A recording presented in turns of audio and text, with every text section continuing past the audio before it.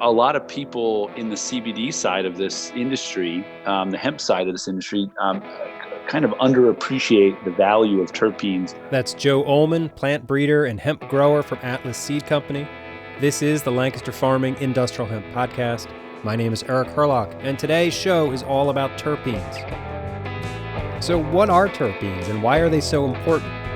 Those were my initial questions, and it turns out Joe Ullman was the right guy to ask. He explains what they are, what they do in the plant, what they do in the human body, and we go deep on various types of terpenes from pinene to linalool. Joe shares his list of top 10 terpenes, and we really get into why CBD growers should be paying attention to their terpene profile.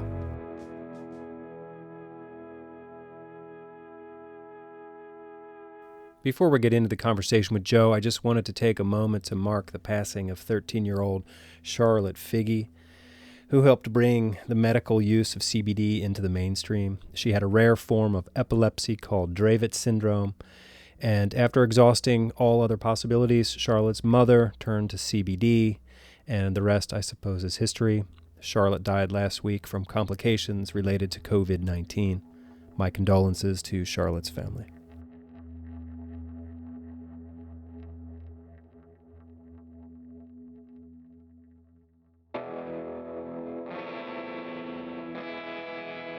Joe Ullman, welcome back to the Lancaster Farming Industrial Hemp Podcast. How's it going? Thanks, Eric. Things are going pretty well.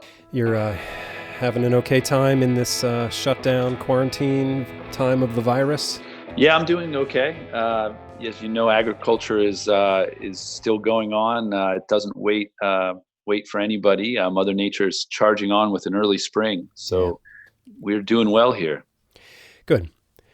So I invited you on the show again today because of a conversation we had a few months ago about terpenes.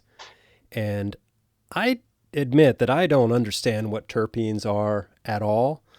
I sort of think it's like has something to do with the smell profile of hemp, or maybe it's not even just hemp. I don't know, but I have no sense of smell, so I'm sort of limited. It's like a blind person talking about colors in a painting. I don't know, but so Joe, can you tell me what terpenes are? Certainly.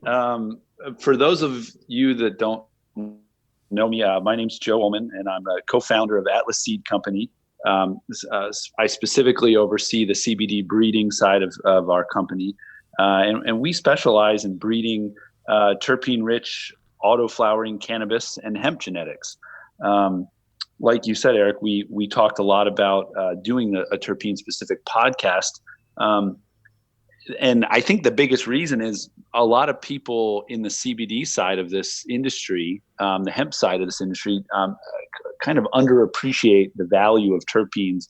Whereas I think on the THC side of the industry, many more people do understand the benefits for the end user.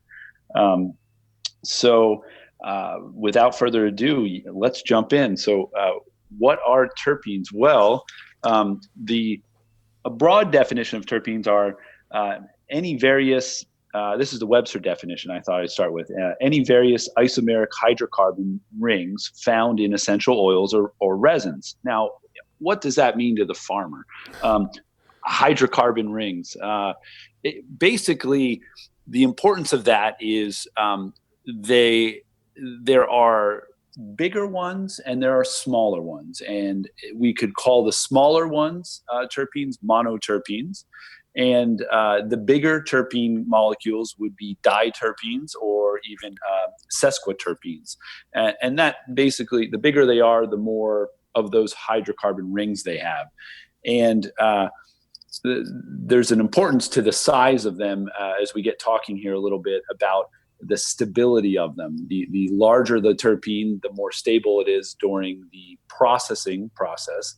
The smaller the terpene, the little more volatile they are. So basically terpenes are found, they're molecules that are found in all plants, including fruits and vegetables, herbs, other botanicals, and even spices. In the cannabis plant specifically, they're commonly referred to as the plant's essential oils. And they do play a vital role in giving cannabis and hemp, its complex aromas and even medicinal properties. I mean, I know, Eric, you said that fragrance is not an aroma isn't your strong suit, but to say the least. to say the least. But the compelling fragrance and aroma of the terpenes, they're largely determined in each strain by the terpene profile in that strain. So, let's see. Overall, I think there's a little over 400 known terpenes in the plant kingdom, and believe it or not, about 200 of them, of those known 400, exist in the cannabis plant. And as I was stating about the size of the terpenes, whether you're a monoterpene or a sesquiterpene, it's important to remember that when our genetics, whether you're growing Atlas seed genetics or you're growing other genetics, many other ones out there, the plant is going to start to produce those terpenes they're always producing them, but they're really going to start ramping up production in that second half of the flowering phase. And those aromas and fragrances are going to start coming about. And when we go to harvest them, we want to preserve those terpenes. And as some of the listeners might remember, some past podcasts we did, we talked about drying and how to properly dry and cure this plant to try to save and harness and save those and protect those terpenes. Because at the end of the day, it's those smells that are going to attract the buyers to your product, whether that's a broker that's smelling a big large lot, or a retail buyer that's going to be buying a small quantity. It's that smell, that pungent odor that ideally pulls the customer in and has her holds their attention. And I think we equate those of us that can smell will equate the strength of that smell to the quality, to some form of quality. Okay. And I have a little aside to that. My family, we're grape growers and winemakers, and I'm sure many of your listeners drink wine. We with aromatic white wines like Riesling or Sauvignon Blanc or Pinot Gris or Albarino, that have fruity, sometimes tropical flavored notes that jump out of the glass at you.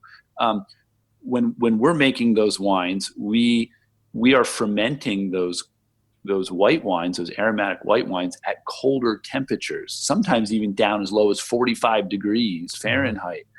And that is specifically to preserve those terpenes, those aromas, those flavors. Other wines, let's say a majority of red wines are fermented at higher temps, at 75, 80, even upwards of 90 degrees. And those wines are not as aromatic. And that's because those terpenes are literally volatile, and they're blown off the top. They just volatilize and see you later. Cooked never right gonna off, yeah.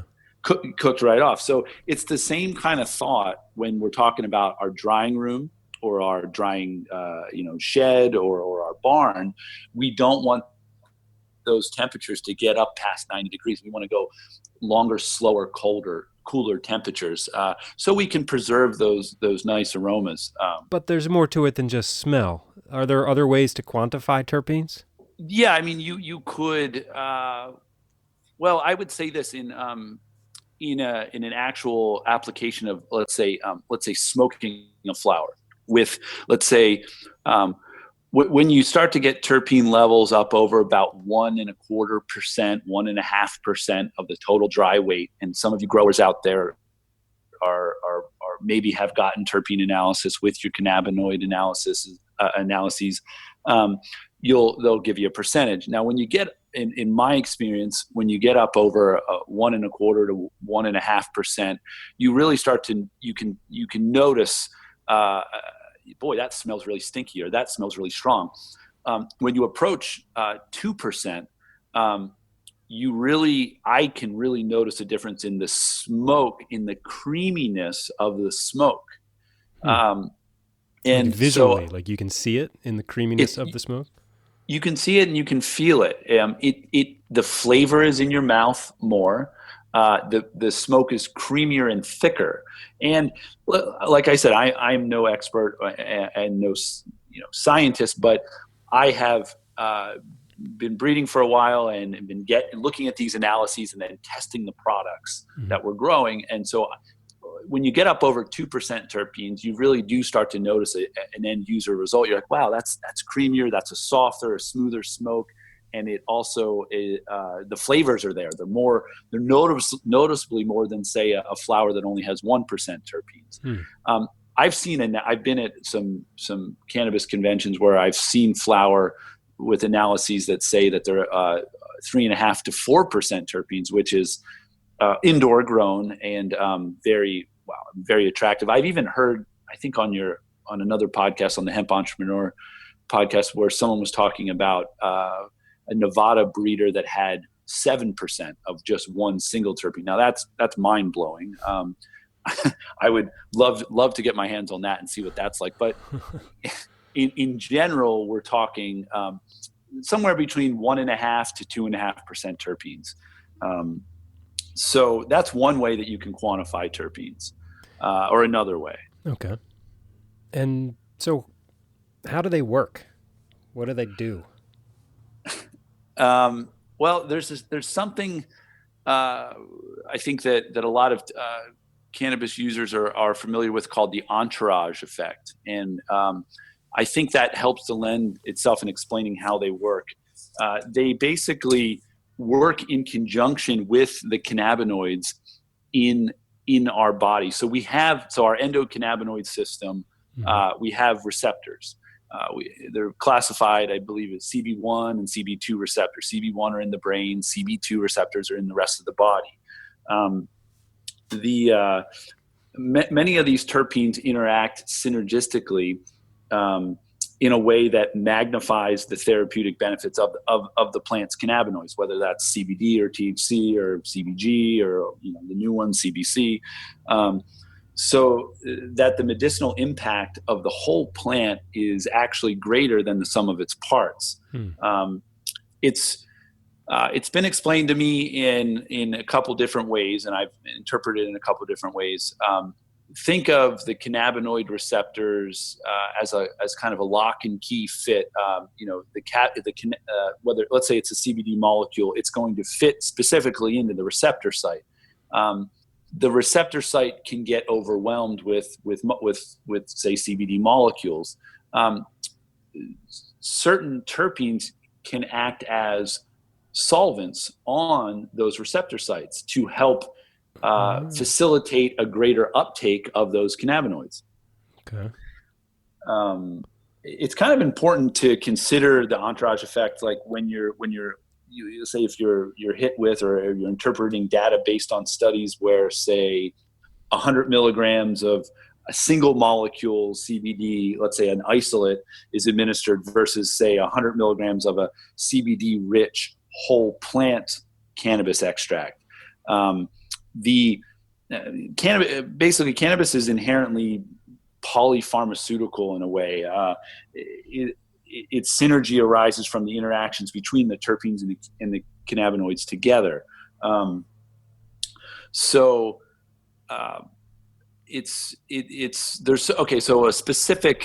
most terpenes, in my research and my understanding, most terpenes don't work directly with the CB1 and CB2 receptors, except for one. Beta-caryophyllene is the one that actually studies have shown that it does work directly with those receptors.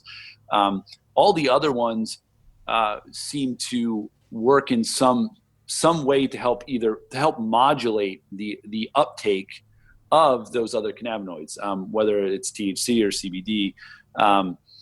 And to get into the nitty-gritty of how they work, I think that the honest answer is we don't exactly know. Not enough studies have been done to figure out those chemical pathways and how exactly they work. There's bits and pieces out there, but we This would be a good plug for needing more research. Well, yeah, and it's been under prohibition for so many years that there hasn't been any research really done since the early 70s. I mean, that's starting to change now, but it's a travesty that's true. I mean, yeah, we need more research. Right. But from a CBD grower's perspective, it's really important to preserve these terpenes. I believe they're going to sort of enhance the effect of the medicinal properties. Absolutely, and as you're going to see in a few minutes, we'll get into I'll talk about the top 10 main terpenes. You're going to see that there's a lot of medicinal benefits and effects from these terpenes in the human body. I think that the grower wants to protect these because the bottom line is they're valuable. There are, there is a market for terpenes. You can go and buy, and I recommend any listener to get on the old Google and search up terpenes, and you can buy 10 milligram bottles or 10 milliliter bottles, of all these different terpenes. There's many companies. I'm not going to plug any specific one, but at your fingertips, a click away, you can have them shipped to you, and they can either be cannabis derived. Let's just say pinene. It could either be cannabis derived pinene, or it can be coniferous derived pinene, from pine trees. Okay. And the non-cannabis is going to be a little cheaper than the cannabis ones, but we're talking $1 to $2 a milliliter difference. But it's a really interesting way to sit down with these terpenes. Go ahead and spend $30 or $40, buy 3 or 4 different ones, sit down at your kitchen table, smell them individually, and dive into, either listen to this podcast again, or get on Google and dive into these different terpenes, and you're going to start to really, I mean, for lack of a better term, nerd out on this. It's really fascinating, and actually I probably just ought to jump right into what the top 10 of them are. Well, I got a couple questions first. Okay, go ahead. So what they send you, like a jar of, is it a liquid, or is it just like a bottle of some smelly stuff? Like what are you getting when you order little bottles of terpenes? You're getting a little medicine dropper bottle. Let's say it's a 50 milliliter bottle with 20 or 30, however many milliliters you're purchasing. Okay. And it's a liquid. It's dissolved in alcohol, and I believe it's in alcohol. And when you take the top off and open it up, I mean, you're hit with an aroma of that terpene, and it's really interesting. And I've done studies where, okay, let's buy the non-cannabis derived and then the cannabis derived. I don't smell any difference. I mean, when you're smelling limonene, you're smelling limonene. Okay. I sort of play this game with my kids where I'll open up jars of spices and be like, here, what's this? And get them to become familiar with these smells of the spices. It's mostly like smelling vicariously for me, just like, here's some basil. Tell me what the basil smells like. But anyway, so yeah, let's get into the top 10 cannabis specific terpenes. Okay. Is this like the David Letterman show? Or are you going to start at number 10 and go down to the most popular? I don't know how we do that. No, these are in no particular order. Okay. I thought that actually the only order, right before we jumped on here, I thought maybe I'd split it up into monoterpenes and sesquiterpenes, kind of the smaller and then the larger one. 7 of them are monoterpenes. 3 of them are sesquiterpenes. And I could start with the monoterpenes.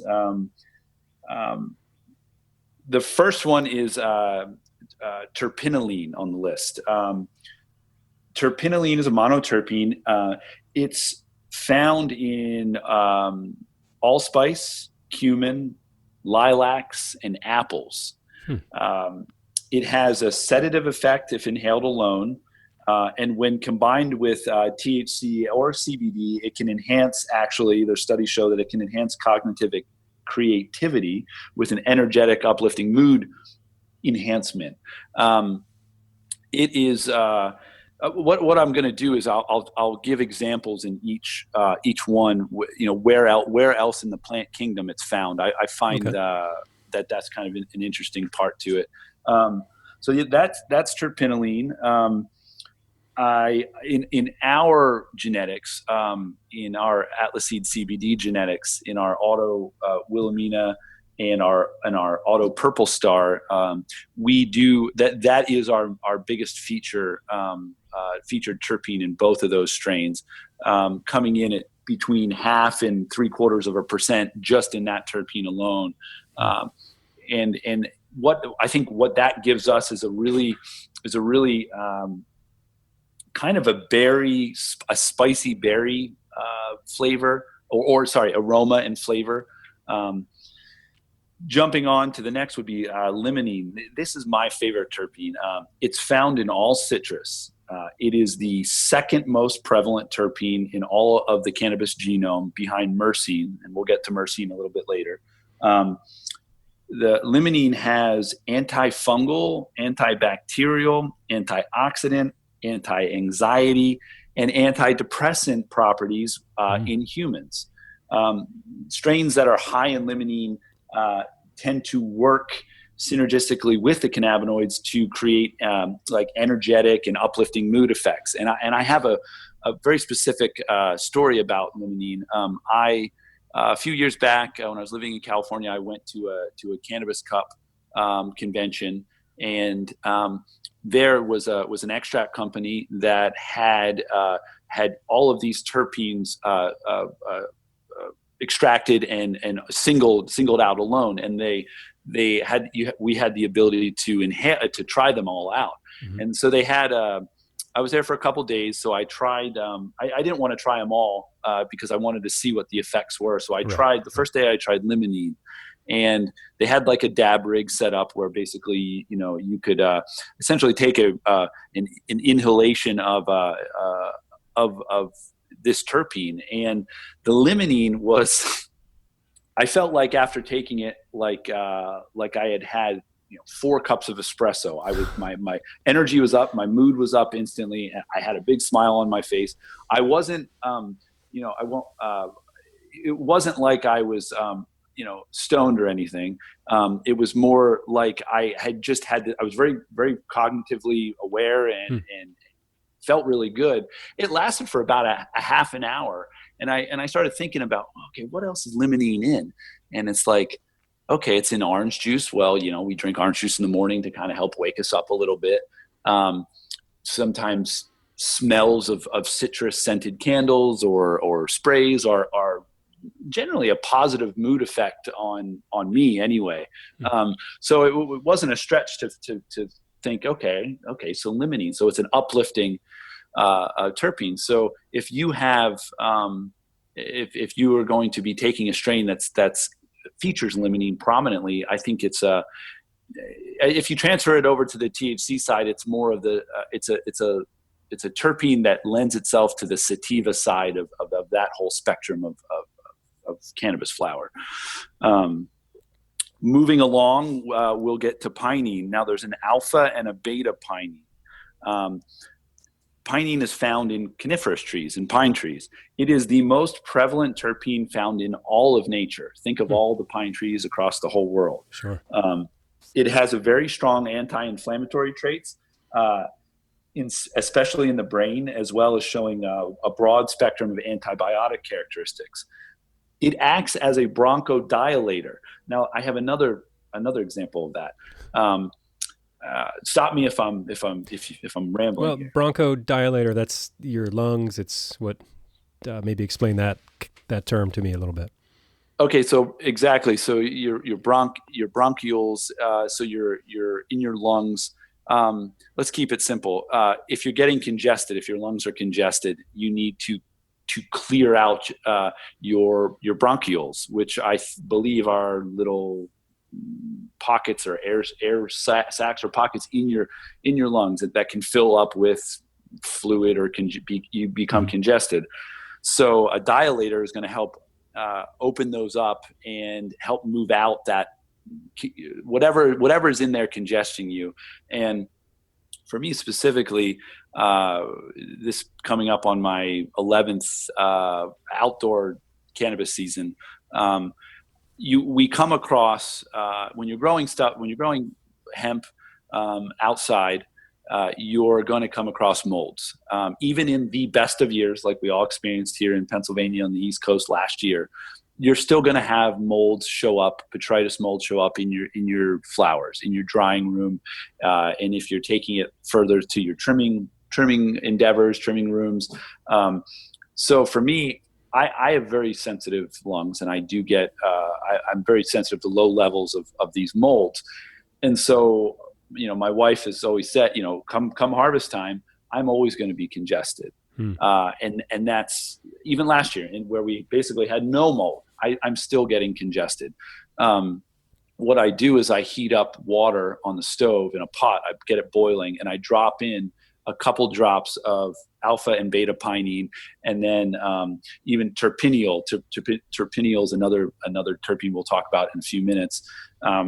These are all have decongestant properties to them, and basically, so you drop them in, you bring it to a boil, drop it in, then turn it off. When you turn the heat off, a lot of steam is released. So you basically put your head over that steam that's released, right, and you take a deep inhalation, and it does open up and decongest. It's like a decongestant, opens up your lungs, and so I think that's pretty cool. Yeah, my wife does something similar. She'll get some cedar branches. We have a cedar tree out back, and she'll put those in, a cup of steaming hot water, and then just will breathe in the steam from that. We're doing the same thing. Yeah, right. I don't know off the top of my head which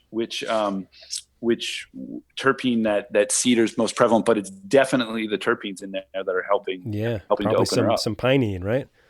Yeah, probably maybe some pinene, I would say. Go ahead. Yeah, no, that's it. So that was pinene. We're moving on to number 4. Or are we still at number 3? Yeah, that was number 3, alpha pinene. Beta pinene would be beta pinene smells just like alpha pinene. It's isomer, which essentially just means it's mirror image, left hand, right hand kind of thing. Mm-hmm. It works in tandem with alpha pinene to enhance its effectiveness. A lot more about beta pinene isn't really known. It hasn't been studies haven't shown it to really do a whole lot more than just work like its sister, essentially the alpha pinene. The biggest commercial use for beta pinene is household cleaners in its scent. Okay. So there's a lot of pine sol out there that's scented with pinene. Okay. Moving on, terpeneol would be another terpene. Terpeneol smells like hyacinths and lilacs. I think it has kind of a woody orange aroma to it. In kind of looking at medicinal relationship with this terpene, humans have a really long relationship with this terpene. Myrtaceous trees, which are found in Southeast Asia, make a distilled product in like Thailand and Laos and Cambodia, known locally as I don't know if I'm pronouncing this totally correctly, but kajput, which smells of turpentine and camphor, and it is the main active ingredient in Tiger Balm. So Tiger Balm, I had a friend growing up whose grandmother used to rub Tiger Balm on both of our chests if we had a cold, and it would help decongest. The smell of that aroma would help decongest, like the Vicks vapor rub. Yeah, exactly, just like Vicks vapor rub. So terpeneol, that's another monoterpene, and if we go ahead. Well, you mentioned hyacinth and lilac. Though I have really strong smell memories of those two very, very plants. Haven't actually smelled them in many years, but yeah, they do smell good in my memory.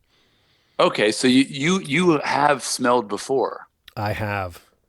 Yeah, I had a normal olfactory situation until maybe my late teens, but by my mid-20s it was mostly gone. Okay. Okay. That's So you do probably the have. topic of a whole other podcast. Like Eric Okay. explores why he has no sense of smell. I think it would be fascinating. Stay tuned next week on. It would be a spin-off show. I think we would keep doing the hemp, but maybe on the side but anyway, Okay. I Cool. digress. That sounds good. One other example of terpineol. There's a medicinal herb in the mint family, commonly known as barbed skullcap. It's pretty prevalent in traditional Chinese medicine. It has, in studies that I was reading about actually last night, just to kind of go over this one more time, I found that there were studies that showed that barbed skullcap had as much as 40% of this terpene in it, Wow. which was just mind blowing how high that is. There's quite a few clinical trials that show that terpineol kills cancer cells, breast cancer being the most specific one. So it's pretty Wait, say that amazing. again. This terpene kills cancer cells. Yeah, in clinical trials for breast cancer cells, it has shown apoptosis, which means death in those cancer cells. This would be studies done in China. I don't have that printed out for me exactly, but I'll do a follow up. I'll send you over the link to that. Why aren't we just dumping a ton of money into researching that? And that's a conversation topic for a conversation another day. But that seems like if we know that already, there should be a whole lot more money going into it to figure it out. Because let's face it, cancer sucks. Yeah, cancer does suck, and you're right. That is a deeper dive. I kind of, plant medicine. It comes down to money, Eric. Is there money to be made in it? Right. And that maybe right. There's no money to be made in keeping people healthy. The money is made by treating their illnesses. Treating the symptoms more so than getting them to change their lifestyle or using plant medicine. Right. Terpineol also has a lot of anti-inflammatory characteristics as well. This brings me to another one of my favorite terpenes, monoterpenes, called linalool. Linalool, Linalool. It is found predominantly in lavender. It is when you unscrew a bottle of linalool, it's going to smell almost just like lavender, and it's pretty calm. It has a calming, sedative, stress reducing effect. It's if you've ever, I know I have another kind of a old wives' tale where a grandmother wraps lavender necklace around, say a little child to help him sleep, and just puts because it does. Lavender has a nice calming, sedative effect to it. Right. It shows anti-inflammatory, anti-anxiety, antioxidant, anti-insomnia, and even anti-convulsant properties in humans, which is pretty amazing. Yeah. And then the last monoterpene is Mersin. Mersin is the most prevalent terpene found in all of cannabis. It's also the second most prevalent terpene that we feature in our genetics so far. At Atlas Seed. At Atlas Seed on our CBD genetics. Mersin is found in nature in mangoes, hops, thyme, basil, and lemongrass. And there are quite a few studies that show that what it does is that it increases the permeability of that blood-brain barrier to cannabinoids, allowing CBD or THC or CBG to enter that brain region that's dense in those CB1 receptors. So what it's helping to do is to help modulate the uptake of those medicinal cannabinoids, which is pretty interesting. The studies have shown that concentrations greater than 0.5% of Mersin can lead to that typical indica couch lock that some of your listeners might be aware of. It has generally it has a calming kind of pain relieving aspect to it. We find in comparing our CBD genetics with our THC genetics, most of the CBD genetics out there on the market are heavier in, not all, but most of them are heavier in Mersin.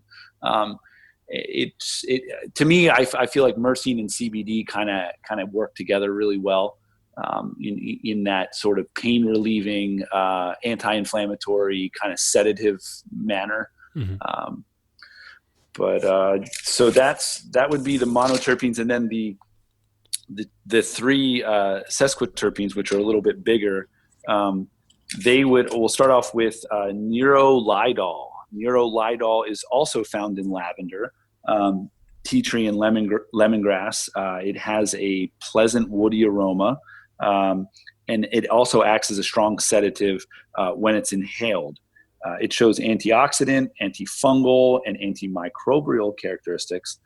One really cool thing about neurolidol is that it has this. It's used in transdermal delivery of therapeutic drugs. So specifically, what that means is it helps to facilitate So the good example is there's a company in Colorado that makes CBD patches for children to use in school so that their parents can put it on them. Let's say these are children with, say, epileptic seizures, sure. Yep. So that they don't have to go, the nurse or they don't have to go to the nurse's office to take their medicine all the time. They can just, put it on their arm or on their back. That specific drug uses neurolidol in it because it helps with that delivery of that drug, of the CBD, right. By easily increasing the permeability across the cell membrane. The next sesquiterpene is, and we're all very familiar with this, I think, if we drink beer, is humulene. Eric, do you drink beer? I have been known to drink beer, although I am not familiar with humulene. Okay, not by name. Eric, do you like hops? I do like a hoppy beer. I'm really fascinated by the hazy thing that's happening these days in the beer world. Absolutely.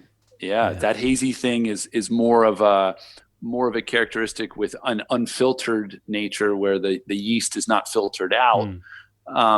Less so than anything to do with the hops, but those really good dank tasting New England IPAs that are out there, they're really featuring a very, very interesting kind of a tropical fruity hop profile, which is all about humulene. It's actually, we might as well talk about the last two together. Humulene and beta-caryophyllene, they're isomers of each other as well. So essentially just left hand, right hand mirror images of each other. They're found in hops, both of them. Also found in cloves, cinnamon, and rosemary. And they both show a lot of anti-inflammatory characteristics as well as antioxidant. And humulene is a mild topical anesthetic as well. There's studies that show that. So it's pretty. I think one thing that maybe a common thread in all these terpenes that stand out to me are the antibacterial, antimicrobial, and antifungal properties in a lot of these terpenes.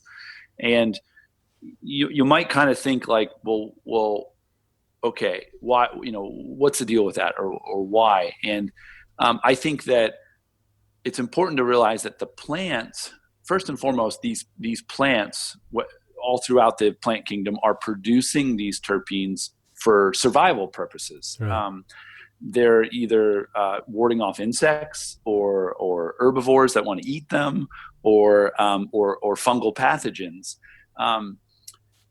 It's pretty cool, I think, how humans are also finding these terpenes to be obviously beneficial.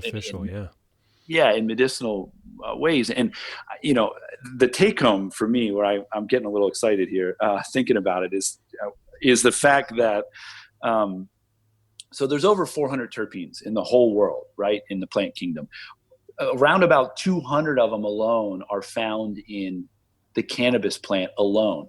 So that means that this plant is pretty darn special when it comes to so how other plants don't have that level of terpene concentration. Is that what you're getting at? That's what I'm getting at. Okay. The fact that 200, half of all the terpenes in the world. Now, not every strain has all 200 of them. Mm-hmm. When you get a terpene profile done, you might get 15 to 25 of them spit out, depending on what the lab specializes in. Mm-hmm. And I think a lot of them are in concentrations that are below a 0.1%, so they don't even put them on there. Right, they don't hardly register. They don't hardly register, but the fact that this cannabis plant is, has all of these in its genome, in its collective genome, and its collective genetic material that makes it what it is, it has the ability to produce half of the terpenes in the world that are known. It shows that, so like, I think kind of tying it together, if you think about our ancestors, over the eons ago, and how they paid close attention to their surroundings, to the plants that were around them, and they started to cultivate the plants that showed the most positive, beneficial effects on us. And that there's the evolution or the beginnings of plant medicine, and clearly cannabis was a plant that stood out. I can't, when I start to think about how many people in the world are using the cannabis plant as medicine, every day, whether it's in the, hundreds of millions, maybe even a billion people in the world are using cannabis on any given day, or its derivatives.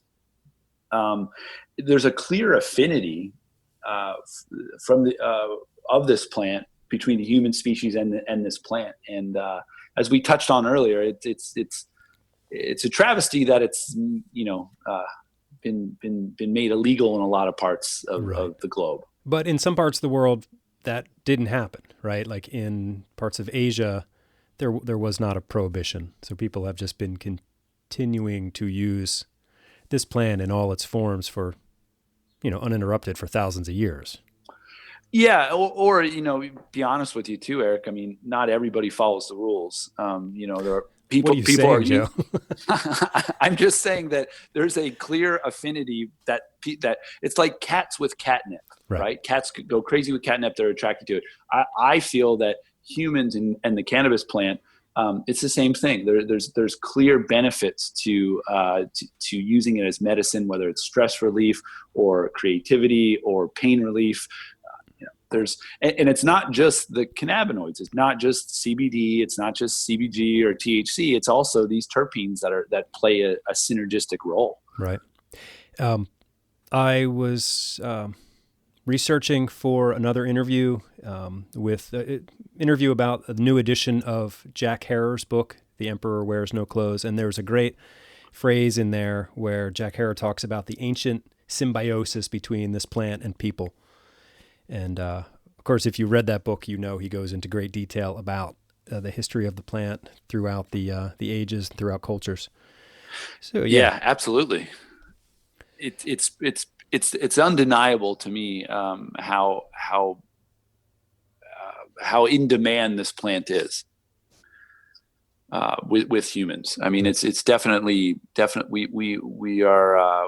on the right path by having industrial hemp become legal across all 50 states, so that we can really start to dive into this, and hopefully more universities are going to continue to do more studies on this, and we can maybe get more medicinal medicines coming out of this plant. Right. Is there any, I don't know if I should say fear, but is there any concern that pharmaceutical companies could patent any of these terpenes or anything of that nature? That's an interesting question. I don't know if I have the answer to that as far as are they able to?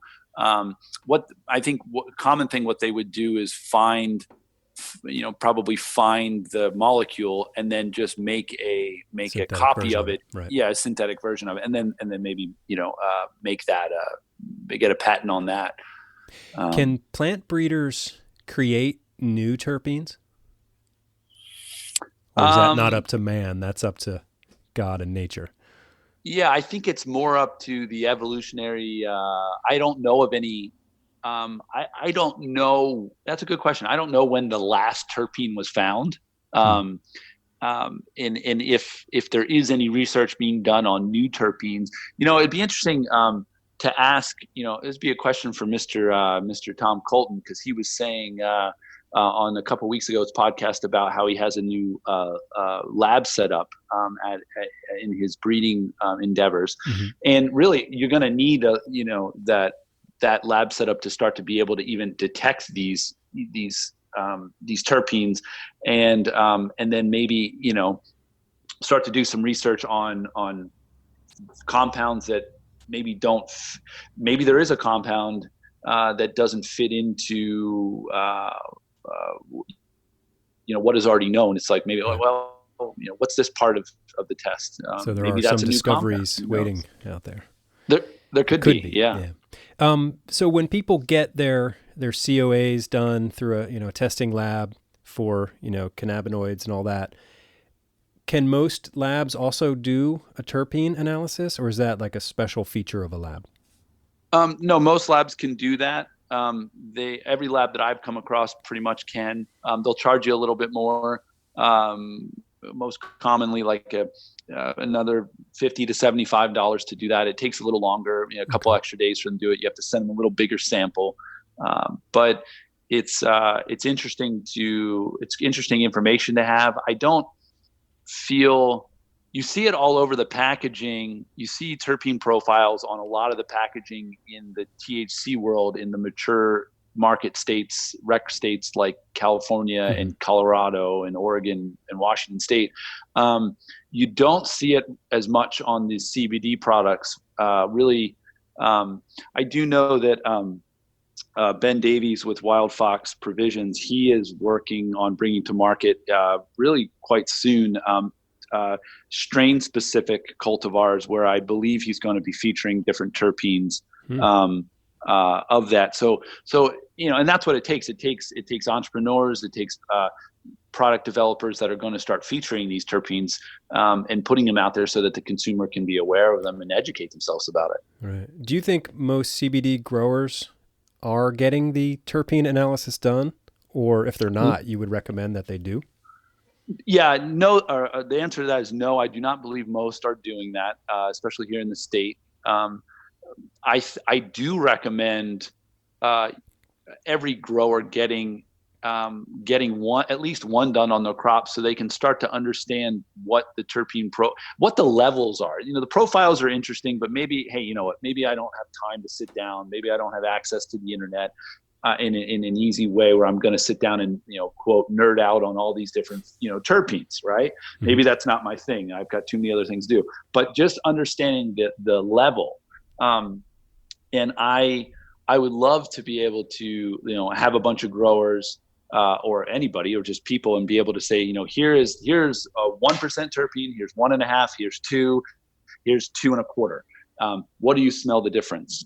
Or can you smell a difference? And I believe you can. I know I can. The higher the terpene percentage, the more pungent the odor is coming out of it. And I think that equates to higher likelihood of a sale being made. I don't want to necessarily say, so let's put it this way. Right now we're still in a buyer's market, and buyers are looking for any reason to knock the sellers down on price for whatever reason, which is unfortunate. But if you have a product that stands out from from your competitors, because and for this product right now, for hemp flower, it either smells or looks better. We're looking for, it's nose or eyes. Right. And if you do a better trim job, and you also did a better job at preserving those terpenes that you got ripe outside, you're going to have a better chance of having that flower sell than say, being rejected for whatever reason. And all farmers want to make these sales because we need to cash in on last year's harvest so we can move forward on this year's. I have two questions there. Go ahead. Of course, the first one just disappeared, so we'll go with my second question. Okay. Do you think like the sort of the way farmers here are drying their crop, is that damaging their terpene profile? It could be improved. I think for the first year that everybody went into it, from what I saw, they did pretty much an average job for the first time going at it.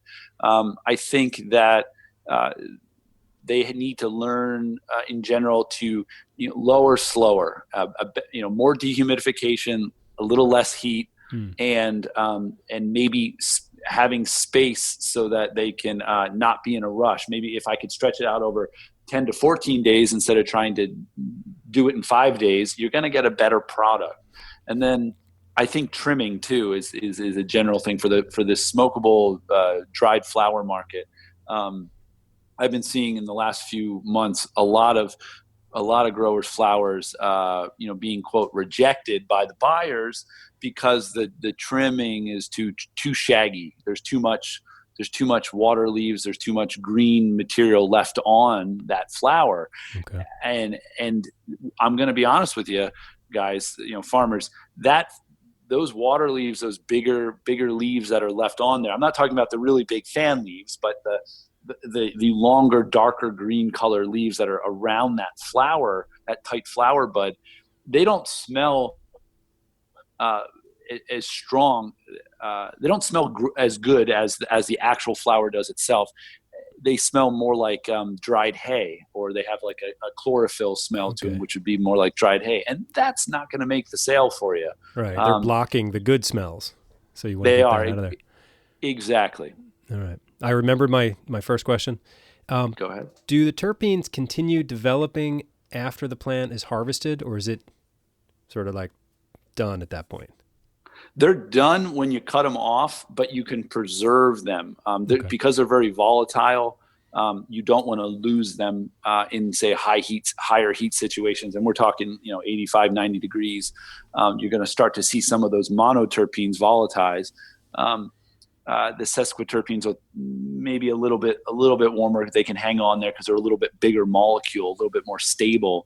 But you're going to, you're not, and I got to be honest with you, when people come, when salesmen are going to come at growers, and there's a lot of them out there, I've got a product that's going to increase your terpene level. It's kind of snake oil, in my opinion. And I'm sorry for all you folks that are trying to make a living off of that.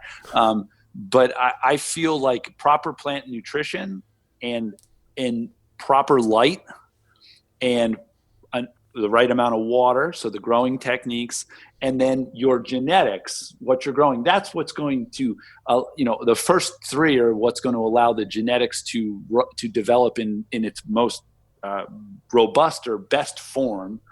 And you're not going to be able to add anything in there, in my opinion, that's going to really increase. I haven't seen any studies where they've been able to show, look, the terpene percentage went up because you use my product. It's just like, hey, look, this is going to work. What are these products? They're like an additive to the soil, or is some like a foliar spray, or what are they trying to sell? Like a nutritional additive. One is I'll fire a shot right at it. The Terpenator. It's a product.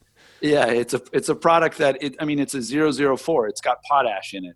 It's a potassium. It's something you're going to add at a finishing stage. Now they're smart because plants, when they're ripe, when this plant is ripening, they're using, in the latter stages, the plant is sucking up a lot of potassium. The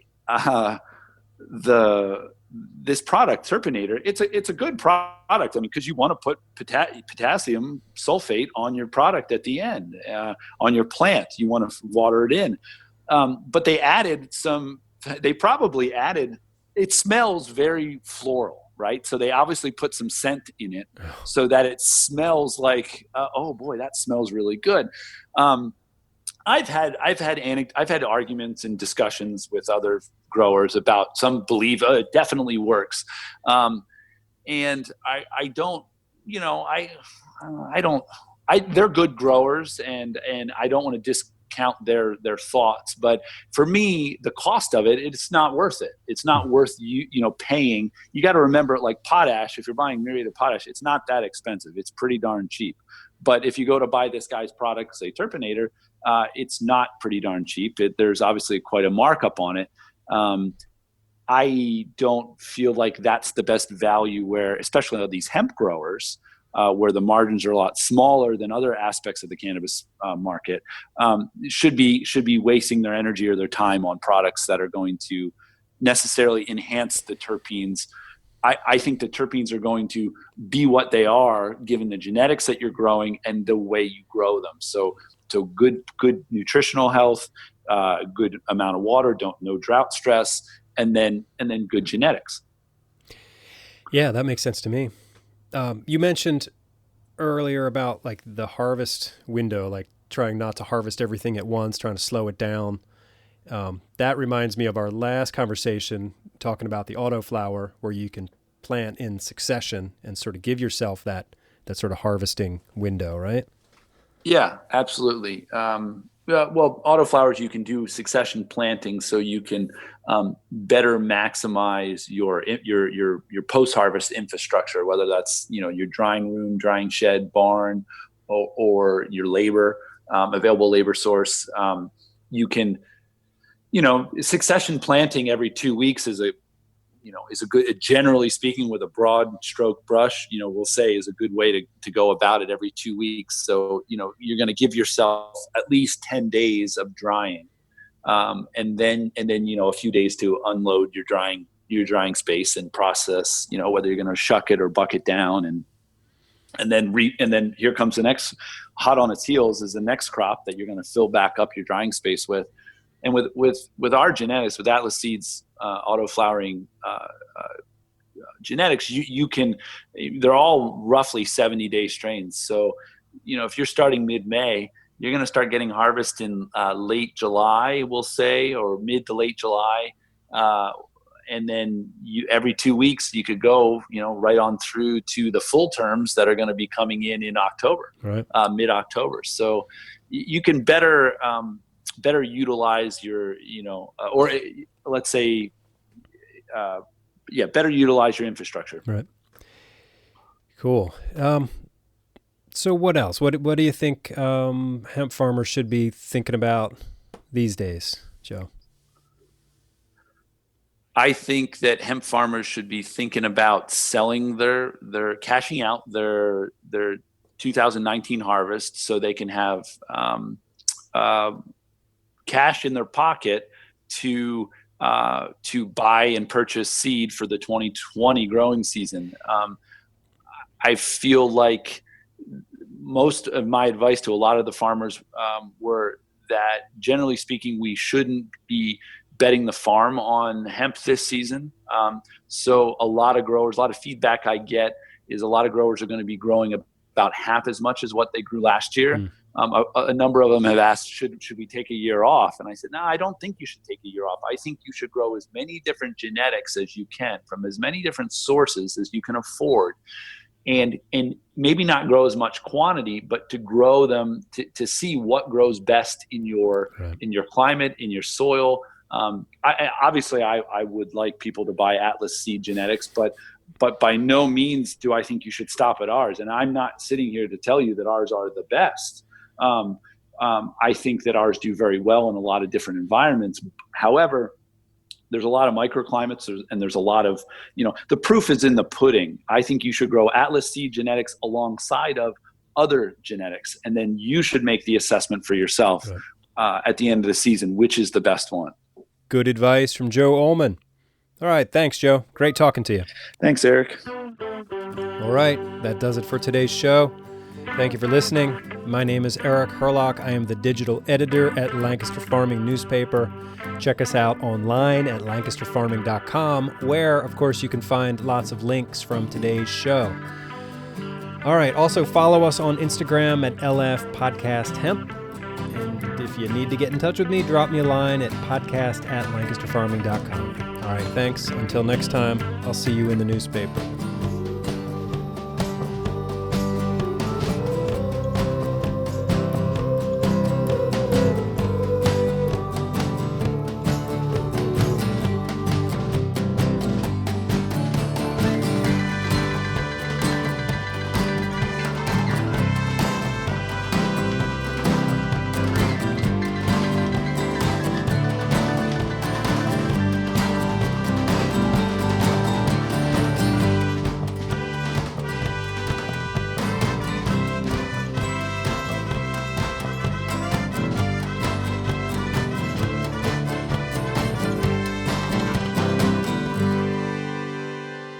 Industrial hemp. This episode of the Lancaster Farming Industrial Hemp Podcast is copyright 2020 by Lancaster Farming Newspaper, part of the Steinman Communications family. Today's show was written and recorded, edited and produced by yours truly, Eric Herlock. And of course, the music you heard throughout the show, as always, is courtesy of Tin Bird Shadow.